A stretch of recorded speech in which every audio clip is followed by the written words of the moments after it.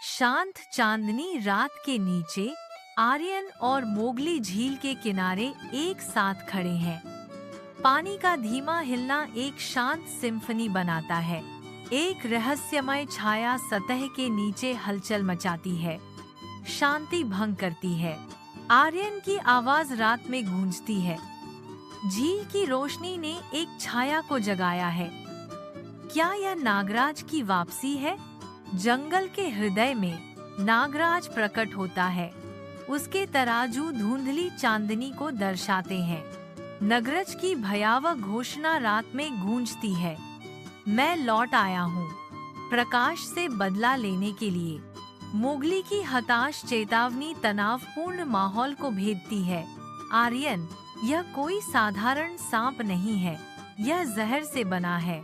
आर्यन और नागराज युद्ध के मैदान में एक दूसरे का सामना करते हैं।